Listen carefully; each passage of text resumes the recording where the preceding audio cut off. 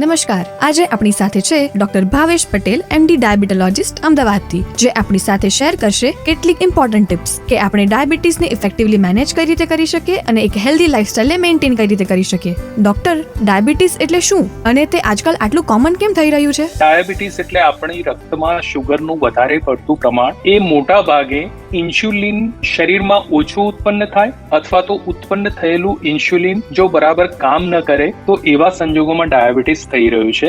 અને ડાયાબિટીસ અત્યારે એટલા માટે કોમન થઈ રહ્યું છે કે આપણું ખોરાક છે એ બિલકુલ આરોગ્યપ્રદ નથી રહ્યો. ખોરાકમાં ખાંડ, નમક વધારે છે, પ્રોસેસ ફૂડ, પેક્ડ ફૂડ વધારે હોય છે, અને સૌથી ઇમ્પોર્ટન્ટ ફેક્ટર કે લોકોમાં તણાવનું પ્રમાણ ખૂબ વધારે જોવા મળી રહ્યું છે. ડોક્ટર, શું ડાયાબિટીસ એવા લોકોને પણ થઈ શકે છે જે લુકમાં ફિટ અને હેલ્ધી લાગે છે?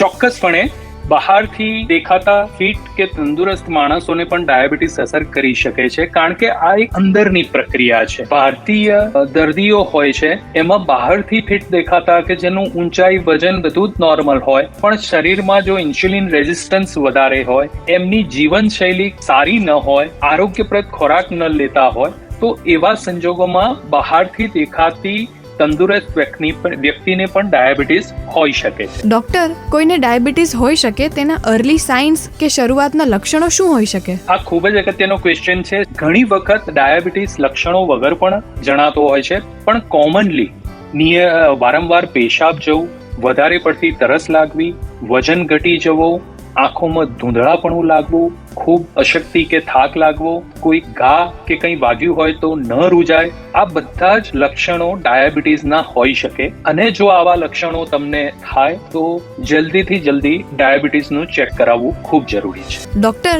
તમે ફાઇન ફીલ કરતા હોવ તો પણ બ્લડ શુગર રેગ્યુલરલી ટેસ્ટ કરવું કેમ ઇમ્પોર્ટન્ટ છે? કારણ કે ડાયાબિટીસ એ ઘણી વખત સાયલેન્ટલી અનકન્ટ્રોલ થઈ અને શરીરમાં વિવિધ ભાગોમાં ખૂબ જ આડઅસર કરતો હોય છે.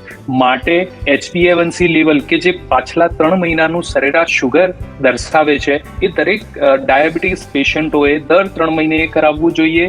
ફાસ્ટિંગ શુગર, PPBS શુગર અઠવાડિયામાં 2 થી 3 દિવસ જોવું પડે.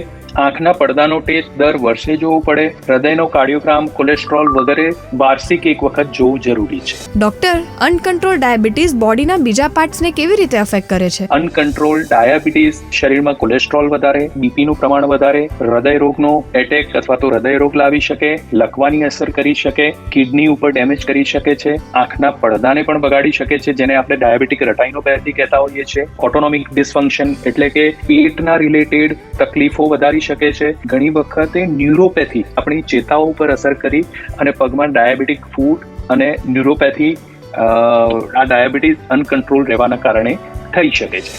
Thank you doctor. તો આ હતા ડોક્ટર ભાવેશ પટેલ, જેમણે આપણને ડાયાબિટીસ મેનેજમેન્ટ પર વેલ્યુએબલ ઇન્સાઇટ્સ આપ્યા. સ્ટે અવેર, સ્ટે હેલ્ધી, અને ચલો એક સ્ટેપ લઈએ એક ડાયાબિટીસ ફ્રી ફ્યુચર તરફ. ઇપ્કા લેબોરેટરીઝ દ્વારા જનહિતમાં જારી.